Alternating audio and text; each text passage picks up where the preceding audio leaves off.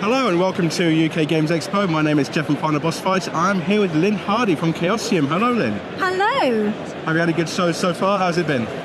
It's been very, very busy, which is always lovely. Brilliant, brilliant. Now, you are the line editor for Rivers of London, I believe. I am. How is that? What's that like? Oh, it's great fun. There are a series of novels that were recommended to me by friends years ago, and I did the whole, I'll get around to them eventually, and put off for a few years, and then read the first one, probably bought all the other ones that existed at that time, read the lot and thought, do you know what, there's a really good game in this. And thankfully, Ben Aronovich, the author, is a gamer. I managed to buttonhole him at Waterstones in Newcastle and ask him if he'd ever thought of having a game of his books, and he said, yes.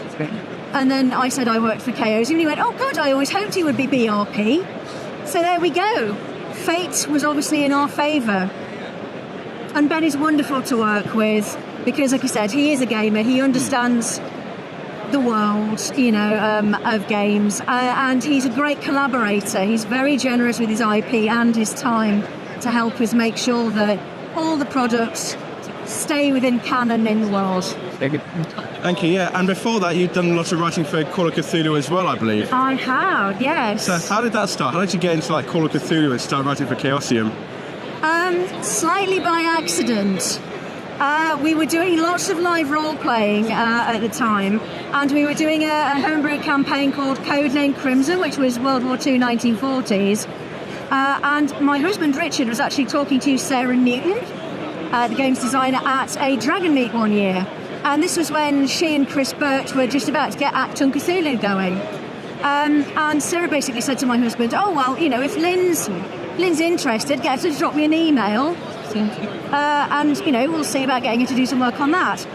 And then purely by a series of accidents and coincidences, I ended up as the line editor for Achtung Cthulhu.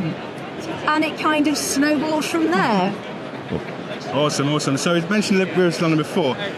What were the differences and challenges like? It's obviously a different vibe to Call of Cthulhu. Were there any different mindset you had to get into for that setting? A little bit, yes.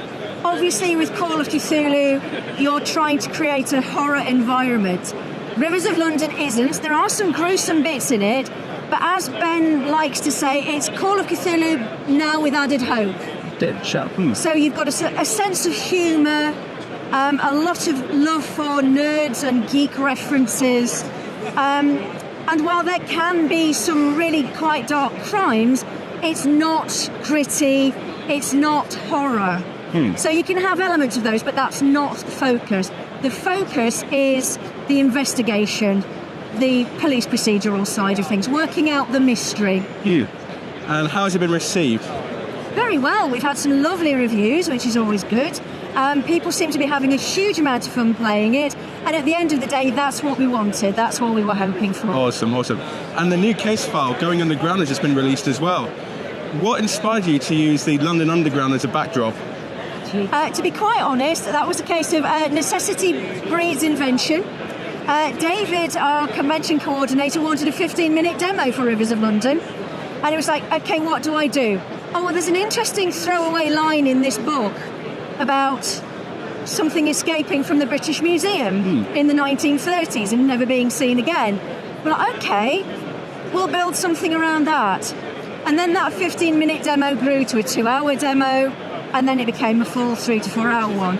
But the way it's put together, you can run it at various lengths depending on how much time you've got. Awesome. And I think finally, any upcoming projects you can tease us about?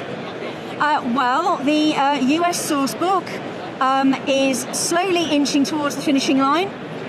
We have a lot of art coming in for that now, and then it will go into the next stage, which is layout. And then once that's done, it'll get proofed, and then we'll slowly edge it towards sales and marketing. Awesome, looking forward to that. Oh yeah, and we've got at least one more standalone PDF like Going Underground coming out as well. That's also in the final stages of getting art and things at the moment. Very good. Well, thank you very much, Lynne. We'll be back later on with some more interviews, but for now, we'll see you later.